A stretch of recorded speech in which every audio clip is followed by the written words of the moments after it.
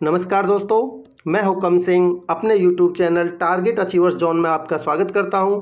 दोस्तों, हमने UPSC maths के लिए जो अपनी सीरीज चला रखी है लास्ट मोमेंट सीरीज, हम उसको कंटिन्यू करते हैं और आज ये इस सीरीज का लेक्चर 3 है, जिसमें हम 19 दिसंबर 2017 को जो शिफ्ट सेकंड में पेपर हुआ था उसका पार्ट 1 में पहले 20 क्वेश्चंस को डिस्कस करने की कोशिश करेंगे। देखिए दोस्तों, मैं आशा करता हूं कि ये सीरीज आपको पसंद आ रही होगी। अगर आपको पसंद आ रही है तो आप मेरे YouTube channel target achievers zone को सब्सक्राइब जरूर कीजिए। देखिए, आज 12 अक्टूबर है। आज से यूपीएससी का एग्ज़ाम शुरू हो चुका है और ये 2 दिसंबर तक चलेगा। तो अभी जिनका लास्ट में एग्ज़ाम पड़ेगा उनके लिए थोड़ा ज़्यादा फ़ायदा हो जाएगा। मैं कोशिश करूँगा ज़्यादा से ज़्यादा ये जो सेट्स हैं इनको कवर करने की। ठीक है, तो चलिए शुरू करते हैं। देखिए, इस पार्ट में हम 81 से लेके 100 तक पहले 20 क्वेश्चंस को डिस्कस करेंगे। तो चलिए शुरू करते हैं। देखिए, 2 व्यक्ति हैं, कलाम और वेंकट, जिनकी उम्र का जो रेशो दे रखा है वो 8:7 दे रखा है। यानी कलाम और वेंकट की जो एज का रेशो है वो 8:7 दे रखा है। 20 साल बाद उनकी जो उम्र का रेशो है वो 13:12 हो गया। 13:12 हो गया। कितने साल बाद? 20 साल बाद। आप मुझे एक बात बताइए, आप 2 भाई हो, मान लेते हैं आप ए हो और एक आपका भाई है बी। आपकी उम्र 20 साल है और आपके भाई की उम्र 25 साल है। तो कहने का मतलब है आपका भाई आपसे 5 वर्ष बड़ा है। अब 20 साल बाद की हम बात करते हैं। 20 साल बाद आप हो जाओगे 40 के और आपका भाई हो जाएगा 45 का।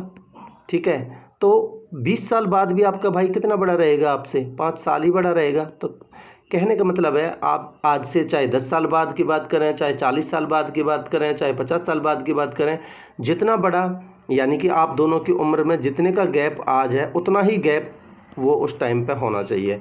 तो हम देख लेते हैं आज प्रेजेंट में कितना गैप है दोनों की उम्र में? 1। ठीक है, और यानी कि 20 साल बाद भी गैप कितना होना चाहिए? 1। तो यहाँ भी 1 है, तो हमें कुछ भी इसमें करने की ज़रूरत नहीं है। तो अब देखिए, हमारे हिसाब से कितने साल बाद की बात है ये? 5 यूनिट। 5 की वैल्यू सवाल में दे रखी है 20 साल, क्योंकि 20 साल बाद की बात कर रहा है। 5 की वैल्यू 20 है, 4 गुना, और हमें अंतर पूछा है। तो दोनों की उम्र में अंतर कितने का? 1 का। तो 1 की वैल्यू 4 गुना 4 आ जाएगी। ऑप्शन बी आंसर हो जाएगा। ठीक है, अगला क्वेश्चन देखते हैं। मान लेते हैं ए और बी एक ही व्यापक समुच्चय में 2 समुच्चय हैं, तो ए माइनस बी क्या होगा? देखिए, आप कुछ भी वैल्यू ले लीजिए। मान लेते हैं ए कोई समुच्चय है जिसमें मान लेते हैं हम 2, 3, 7, 11 इस तरीके की संख्या है, और बी कोई दूसरा समुच्चय है जिसमें हम मान लेते हैं 1, 4, 5 इस तरीके की संख्या है। तो आप मुझे एक बात बताइए कि क्या बी में ए में से कुछ कॉमन है? नहीं। हालांकि देखिए, हम लेने को तो ये भी ले सकते हैं कि इनमें से कुछ कॉमन हो, बट हम ये भी तो ले सकते हैं कि इनमें से कुछ कॉमन नहीं हो। तो हमने ऐसा ले लिया कि इनमें से कुछ कॉमन नहीं हो। अगर इसमें कुछ कॉमन नहीं है तो इसका मान 0 हो जाएगा। तो a माइनस 0 यानी कि जो हमारा आंसर आएगा वो a ओनली आएगा, केवल a। ठीक है, अगला क्वेश्चन देखते हैं। देखिए, 10 व्यक्तियों की औसत आयु दे रखी है। वो औसत आयु में 3 वर्ष की वृद्धि हो जाती है। कब? जब उनमें से 2 लोगों के स्थान पर 2 लोग चले गए और जिनकी उम्र 23 और 25 साल थी। ठीक है, 2 नए लोग आते हैं। ठीक है, 2 लोगों के स्थान पर जिनकी उम्र 23 और 25 वर्ष है, 2 नए लोग आते हैं। तो देखिए, जाने वाले लोग उनकी आयु कितनी थी? 23 और 25 48 साल। और देखिए, जो 2 नए लोग आए उनकी उम्र उनके आने से 3 वर्ष की जो एवरेज है वो 3 की वृद्धि होगी। यानी 10 व्यक्तियों पे 3 की एवरेज यानी कितनी बढ़ेगी? 30। तो इसका मतलब उनके जाने से तो कोई फर्क पड़ा नहीं, यानी 48 तो था ही था और 30 वो साथ में लेके आए, तो टोटल 78 हो गया। और दोनों की एवरेज निकालनी है तो 39 एवरेज आ जाएगी। आंसर सी हो जाएगा। ठीक है, अगला क्वेश्चन देखते हैं। देखिए, 6% का, जैसे जैसे बोलता जाए वैसे ही मैं लिखता जाऊंगा। 6% का मतलब गुना कितना प्रतिशत? मान लेते हैं x प्रतिशत। 5% है यानी 5/100, बस 100 से 100 कट गया। और काट लीजिए, 2 से कट गया 3 बार, 2 से कट गया 50 बार, क्रॉस मल्टीप्लाई करेंगे तो कितना आ जाएगा, 5 पंजे 25, 250/3, तो 3 अट्ठे 24, लगभग ये आ जाएगा। 8 में एक ही ऑप्शन है, 83.33। ठीक है, अगला क्वेश्चन देखते हैं। देखिए, दी गई अवधि के लिए टाइटन और फॉसिल, तो ये रहा टाइटन और ये रहा फॉसिल, के औसत राजस्व के बीच में क्या अंतर है। पहले दोनों का औसत निकाल लेते हैं। इसका औसत कितना हो जाएगा, 24 और 27 कितना हो गया, 5100/2 यानी 2550, और इनका औसत कितना हो गया, 2100 और 1800 3900 यानी 1950।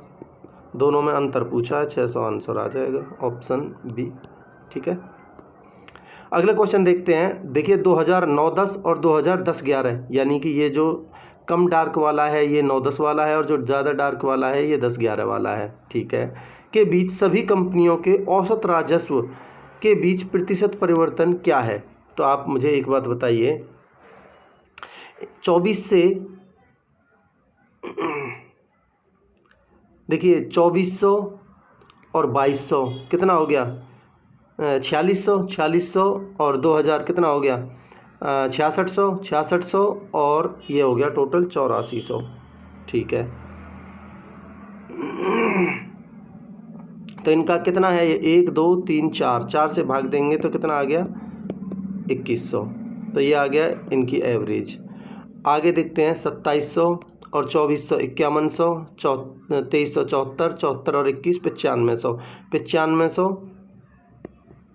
बटे में 4, 4 दूनी 8, 4 तिया 12, 4 सत्ते 28, 4 पंजे 20, ये आ गया। तो क्या कह रहा है, इनके बीच कितना प्रतिशत परिवर्तन है, तो 2100 से 2375 यानी 275 का परिवर्तन है। कितने पे, 2100 पे, तो 100 पे कितना, 2 जीरो से 2 जीरो, तो 275 में 21 से भाग दे लो, 21 एकम 21 बचे 6, 5 उतार लिया, 21 थी 63, तो यानी 13 पॉइंट समथिंग, ऑप्शन बी आ जाएगा, जो कि एक ही ऑप्शन में है। ठीक है, आगे देखते हैं, 2 वर्षों के बीच कौन सी कंपनी राजस्व में दूसरे न्यूनतम प्रतिशत परिवर्तन को दर्शाती है। ठीक है, देखिए यहाँ कितना परिवर्तन हुआ है, 2427। अगर हम टाइटन की बात करते हैं तो 2400 से 2700 यानी 300 की बढ़ोतरी हुई है। कितने के ऊपर, 2400 के ऊपर। तो 2 जीरो से 2 जीरो, 3 अट्ठे 24 यानी 1/8। 1/8 का मतलब होता है परसेंटेज में 12.5%।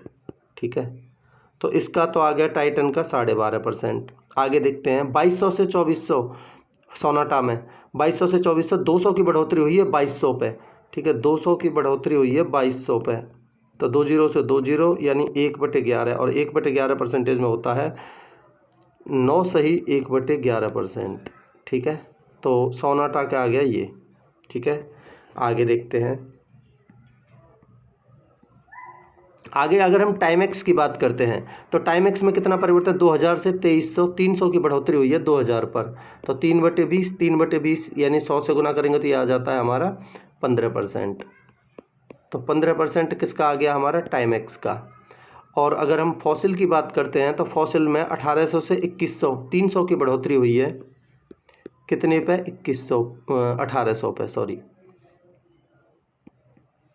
1800 पे 300 की बढ़ोतरी हुई है। तो 2 जीरो से 2 जीरो, 3 छिंग 18 यानी 1/6, और 1/6 होता है हमारा 16 सही 2/3%। तो हमारा आ गया कितना, ये फॉसिल का आ गया 16 सही 2/3। तो सबसे न्यूनतम कौन सा है, पहले ये देखिए, 9 से 1/11% है, बट इसने पूछा है दूसरा सबसे न्यूनतम, तो दूसरा सबसे न्यूनतम है 12.5%, जो कि हमारा टाइटन का है, इसलिए आंसर हो जाएगा option A Titan. I hope आपको क्लियर होगा। आगे देखते हैं। देखिए, अर्जुन ने 8000 रुपये मूल्य का एक मोबाइल फ़ोन खरीदता है। ठीक है, वह अग्रिम राशि के रूप में 3500 रुपये वो पहले दे देता है। 3500 रुपये तो उसने दे दिए, बचे कितने, 4500। अब 4500 रुपये पर वो 18 महीने बाद वो पे करता है, 8% के रेट के हिसाब से उसे पे करना पड़ता है ब्याज। तो यानी 8% के रेट से, और 18 महीने यानी 1.5 साल, और इसका निकाल लेते कितना ब्याज दिया। तो 2 जीरो से 2 जीरो, 2 चौक 8, 4 तिया 12, पंजे 60, 6 और 12 चौक 48 और 6 54, यानी कि 4500 रुपये बचे थे वो तो उसको देने ही पड़ेंगे। कितना हो गया टोटल, 8000, और 540 उसे ब्याज के देने पड़ेंगे, तो यानी 8540 उसको पे करने पड़ेंगे। यहाँ ऑप्शन ए आंसर हो जाएगा। ठीक है, आगे देखते हैं। अगर मार्च 2012 का पहला दिन रविवार था तो 2012 के मार्च और अप्रैल महीनों में कितने मंगलवार होंगे? तो आप मुझे बताइए। 1 मार्च 2012 को क्या है? संडे। तो 2 मार्च को कितना हो जाएगा? मंडे। और 3 मार्च को हो जाएगा क्या? ट्यूसडे। ठीक है, तो एक ट्यूसडे तो पड़ेगा कब? एक पड़ेगा 3 को, अगला पड़ेगा 10 को, ठीक है, अगला पड़ेगा 17 को तीसरा, और 24 को पड़ेगा चौथा, और 31 को पड़ेगा पाँचवा। तो 5 तो यहाँ पड़ गए, 5। ठीक है, आगे आते हैं अप्रैल में। अप्रैल में अगला पड़ेगा 7 को, फिर 14 को, फिर 21 को, और फिर 28 को। तो 4 यहाँ हो गए। तो टोटल कितने ट्यूसडे पड़ गए? 9। तो 9 आंसर है ऑप्शन। सॉरी, ये इसके ऑप्शन गलत मार्क हो गए हैं, तो इसके लिए सॉरी। तो इसका आंसर हो जाएगा 9। ठीक है, अगला क्वेश्चन देखते हैं। देखिए, 0 से 9 तक की संख्याओं को इस्तेमाल करके यदि किसी भी अंक को दोहराया ना जाए, ठीक है, तो 5 अंकों की कितनी संख्याएं बनाई जा सकती हैं? आप मुझे बताइए। पहले ये संख्याएं लिख लेते हैं। 0, 1, 2, 3, 4, 5, 6, 7, 8 और 9। और 5 अंकों की संख्या बनानी है। 1, 2, 3, 4, 5। तो आप मुझे बताइए, इन 10 0 से 9 तक 10 अंक हो गए। 10 में से क्या हम शुरुआत में 0 को लिख सकते हैं? नहीं, क्योंकि संख्या ही नहीं बन सकती 5 अंकों की। तो यहाँ कितनी पॉसिबिलिटियाँ रखने की? 9। ठीक है, अगली बार इन 10 अंकों में से 9 तो एक यूज हो चुका है। ठीक है, तो अब कितने अंक बचे? टोटल 9 ही बचे 10 में से, क्योंकि 0 तो यहाँ हम यूज कर सकते हैं। इस बार यहाँ 0 यूज कर सकते हैं, जिनमें से एक 9 यूज हो गया। तो कितने बचे? 9 बचे। तो बाकी फिर अगली बार 8 बचेंगे, अगली बार 7 बचेंगे, अगली बार 6 बचेंगे। तो इस तरीके से इनको अगर हम गुना करते हैं तो कितनी पॉसिबिलिटी हो जाएंगी? तो देख लो, आप गुना कर लो। 9 9 में 81, गुना में 8 से गुना करेंगे। देखिए, पहले एक चीज़ देख लीजिए, यहाँ यूनिट डिजिट सबका अलग अलग है, तो मैं यूनिट डिजिट पे ही काम कर लेता हूँ। तो 8 एकम 8 आ जाएगा। फिर मैं 7 से गुना करूँगा तो 7 8 56 6 आ जाएगा, और 6 को 6 से गुना करेंगे तो यूनिट डिजिट 6 आ जाएगा। इसका आंसर ये हो जाएगा। आप करके देख लीजिए, यही आंसर आएगा। ठीक है, अगला क्वेश्चन देखते हैं। अगर एक साइकिल का पहिया 1 किलोमीटर चलने में 500 बार घूमता है तो इसकी त्रिज्या क्या होगी? तो आप मुझे बताइए, एक बार घूमने में वो कितनी डिस्टेंस कवर करता है? 2πr। तो 2 गुना में 22/7 और गुना में r हमें निकालनी है, उसकी त्रिज्या बतानी है। ठीक है, और कितनी बार घूमता है वो? एक बार तो ये हो गया, और घूमता है वो 500 बार, और इसमें कितनी डिस्टेंस कवर करता है वो? 1 किलोमीटर। तो यानी कि 1000 मीटर, और इसने आंसर दिया है सेंटीमीटर में, तो 2 जीरो और सेंटीमीटर में। ठीक है, 2 जीरो से कट गई 2 जीरो, और 5 दूनी 10 से कट गई 1 जीरो, और बचा 100, और 2 से कट गए 11 बार, 2 से कट गया 50 बार, और क्रॉस मल्टीप्लाई करेंगे तो 7 पंजे 35, 350, और ये 11 नीचे आ जाएगा, ये r की वैल्यू आ जाएगी। तो भाग देंगे तो 11 तिया 33। ठीक है, बचे कितने? 2। 11 एकम 11, तो 31 पॉइंट समथिंग आंसर आएगा, जो कि ऑप्शन बी है। ठीक है, अगला क्वेश्चन देखते हैं। नल ए एक टैंक को 40 घंटे में भरता है और बी उसी टैंक को 50 घंटों में भरता है। तो टैंक को भरने के लिए दोनों नलों को एक साथ खोला जाता है। कितनी देर बाद ए को बंद कर दिया जाए कि 25 घंटों में टैंक भर जाए? तो देखिए, ए भरता है कितने में? 40 में, और बी भरता है, अच्छा क्वेश्चन है ये, 50 में। तो मैंने मान लिया टोटल उसकी जो कैपेसिटी है वो मान ली मैंने 200। तो जो ए की एफिशिएंसी है वो आ जाएगी 5, और बी की एफिशिएंसी 5 चौक 20 ही आ जाएगी 4। तो देखिए 25 घंटों में भर रहा है टोटल। ठीक है, तो देखिए 25 घंटे में, तो यानी 25 घंटे में अगर टोटल भर रहा है और उसने ए को बंद किया है, तो बी तो शुरू से लास्ट तक खुला ही रहा है। ठीक है भाई, बी तो शुरू से लास्ट तक खुला ही रहा है, तो बी ने 25 घंटे में कितना भर दिया होगा? 100। तो यानी 200 में से 100 तो भर दिया बी ने, तो बचा कितना? 100। इसका मतलब जो ये 100 बचा, ये ए भर के गया होगा, और कितने की एफिशिएंसी से? 5 की एफिशिएंसी से, तो उसको 20 घंटे बाद बंद किया होगा। ठीक है, ऑप्शन डी आंसर हो जाएगा। आई होप आपको क्लियर है। अगला क्वेश्चन देखते हैं। देखिए, 5 अवलोकनों का जो मध्यमान है, यानी माध्य है, वो 3 दे रखा है, और जो इसकी भिन्नता है यानी उनमें अंतर है वो 2 दे रखा है। 5 में से 3 अवलोकन 1 3 5 दे रखे हैं। तो टोटल अवलोकन देखिए 1 3 5 और जो 2 नहीं दे रखे उनको मान लेता हूँ मैं x और y, ठीक है। तो बाकी जो ये 2 x और y हैं यही हमें निकालने हैं। तो आप मुझे बताइए इनका मध्यमान कितना दे रखा है 3। तो मध्यमान यानी कि इनका माध्य कैसे निकाल लेंगे हम, 1 + 3 + 5 + x + में y divide by total number ये हैं कितने 5 और इनका दे कितना रखा है 3। तो यहाँ से x + y का मान कितना आ जाएगा, तो ये बन जाएगा 5 या 15 माइनस में 5 और 3 8 और 1 9 घट जाएगा। तो यानी x + y का मान आ गया हमारा 15 में तो 9 गए तो 6 और इनका अंतर कितना दे रखा है भिन्नता 2। तो यानी कि x - y हमें दे रखा है कितना 2। तो x - y दे रखा है हमें 2। तो दोनों को सॉल्व करना है। अगर हम जोड़ेंगे तो 2x = 8 तो x बराबर आ जाएगा 4। अगर x बराबर 4 है और दोनों का मान 6 तो y बराबर आ जाएगा 2। इसका मतलब 2 और 4 है वो नंबर, ठीक है। अगला क्वेश्चन देखते हैं। देखिए इस संख्या में 5 के स्थानक मान और अंकित मान में क्या अंतर है। तो ये तो इजी सा क्वेश्चन है। ये है 2 3 5 6 9 8 7। तो इसका स्थानीय मान कैसे निकलेगा, 5 का पूछा है तो उस 5 को लिख लो, बाकी बाद 1 2 3 4 बचे तो 4 0 रख दो, ठीक है। और इसका जो अंकित मान है वो खुद 5 ही है तो इसमें से 5 घटा देंगे तो ये, ठीक है। तो 4 0 ना तो 4, तो ये बनेगा हमारा 49,995। ऑप्शन डी आंसर है, ठीक है। अगला क्वेश्चन देखते हैं। ए सेंटीमीटर भुजा का एक घन है और ए सेंटीमीटर वर्ग आधार के एक पिरामिड की ऊंचाई ए सेंटीमीटर है, तो इनके आयतनों का अनुपात बताना है। तो आप मुझे बताइए कि जो घन होता है उसका वॉल्यूम कितना होता है, यानी ये क्यूब है और ये पिरामिड है, ठीक है। तो क्यूब का होता है a क्यूब और इसका होता है 1/3 एरिया ऑफ द बेस, ठीक है। एरिया ऑफ द बेस क्या है यहाँ वर्ग, तो वर्ग का एरिया कितना हो जाएगा a² इंटू में हाइट, और हाइट भी दे रखी है a, तो यानी कि a, तो ये a into a² a cube बन गया। a क्यूब से a क्यूब कट गया, क्रॉस मल्टीप्लाई करेंगे तो हमारा जो रेशियो आ जाएगा वो 3:1 आ जाएगा। ऑप्शन बी आंसर है, ठीक है।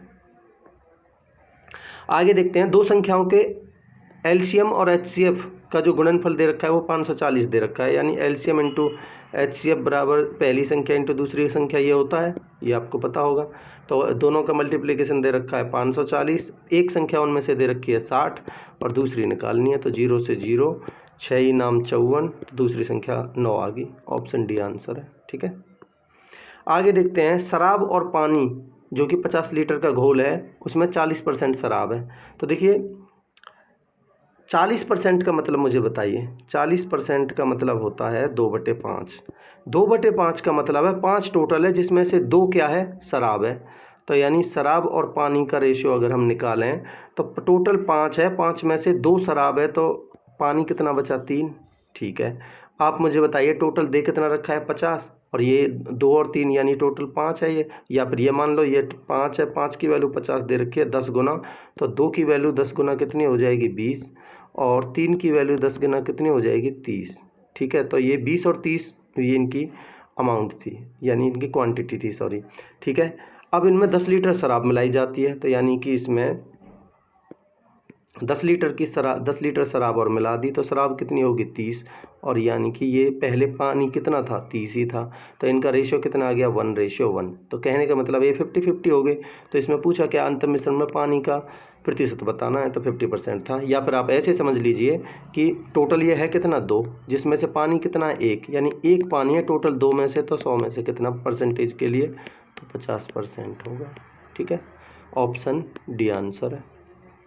अगला क्वेश्चन देखते हैं। देखिए आम के रस से भरे एक बर्तन से 8 लीटर निकालकर उसमें पानी भर दिया गया। यह कार्रवाई 3 बार और की गई, ठीक है। बर्तन में बचे आम के रस की मात्रा का अनुपात कुल घोल के तुलना में कितना है 81 है, तो 16:81 है। बचे आम के यानी ये बचा हुआ है और ये टोटल है, ठीक है। इनका रेशियो कितना दे रखा है 16:81। तो देखिए 3 बार तो और की गई है, 1 बार पहले, तो 4 बार की गई है, तो √4 ले लेंगे इसका, तो ये आ जाएगा हमारा 2 और ये आ जाएगा हमारा 3। ठीक है, तो वो कह रहा है 8 लीटर निकाल कर, तो हमारे हिसाब से कितना निकाला है टोटल में से, ये बचा है तो निकाला कितना, 1 की वैल्यू 8 है। तो पूछा क्या है इसमें, आरंभ में कितना था, यानी टोटल पूछा है। तो 3 की वैल्यू कितनी हो जाएगी, 8 गुना 1 की वैल्यू 8 है तो 3 की वैल्यू हो जाएगी 24। यही आंसर है, ऑप्शन डी। ठीक है, अगला क्वेश्चन देखते हैं। 100 मीटर लंबे और 80 मीटर चौड़े एक फर्श, तो इनका फर्श का एरिया कितना आ जाएगा, 100 गुना में 80। यहाँ तक क्लियर है भाई, लंबाई गुना चौड़ाई, हमने एरिया निकाल दिया। ठीक है, इसमें से समान लंबाई की कम से कम कितनी वर्गाकार टाइल्स की आवश्यकता होगी ताकि टाइल्स का कोई भी भाग बर्बाद ना हो। देखिए, कम से कम का मतलब क्या है कि इसमें से जो कॉमन हो वही होगा, तो हम इसमें से इसका HCF ले लेते हैं, वो होगा 20। तो 20 के साइज़ की हमें टाइल की, तो 20 के साइज़ की टाइल का एरिया कितना हो जाएगा, 20 गुना 20। ठीक है, तो कितनी टाइल्स बनेंगी, बस भाग दे दो इससे, 20 पंजे 100 और 20 चौक 80, 5 चौक 20 बनेंगी। यही आंसर है, ऑप्शन बी। ठीक है, अगला क्वेश्चन देखते हैं। देखिए, गणना प्रतिशत त्रुटि क्या है, यानी उसमें जो भी त्रुटि हुई वो क्या है। अगर उसको कोई संख्या n है जिसको उसे 32 गुना में 1/2 से गुना करने की बजाय n को इतने की बजाय इतने से गुना कर देती है वो, तो देखिए 32 गुना में 1/2 और ये कितना है, 32 गुना में 1/3। ठीक है, इतने से वो कर देती है, तो कितने का अंतर बनेगा, देखिए 2 से इसको काट लो, 16। तो कितने का अंतर बनेगा, तो 16 माइनस में 32/3 कितने पे भाई, इसी पे बनेगा 16 पे, और गुना परसेंटेज के लिए 100 से कर देंगे। तो 16 3 48 में से 32 गए तो बचा कितना, 16/3 और बटे में 16 गुना में 100, तो 16 से 16 कट जाएगा, यानी कि 1/3 कितना आ जाएगा, 33 से 1/3, ये आंसर है। ठीक है, तो इस तरीके से दोस्तों ये लेक्चर कंप्लीट होता है। मैं आशा करता हूँ कि आपको लेक्चर पसंद आया होगा, अच्छा लगा होगा, आपके कॉन्सेप्ट्स क्लियर हुए होंगे। अगर आपको ये लेक्चर अच्छा लगा है तो आप मेरे YouTube channel target achievers John को लाइक, शेयर एंड सब्सक्राइब कीजिए। Thank you so much, have a great day.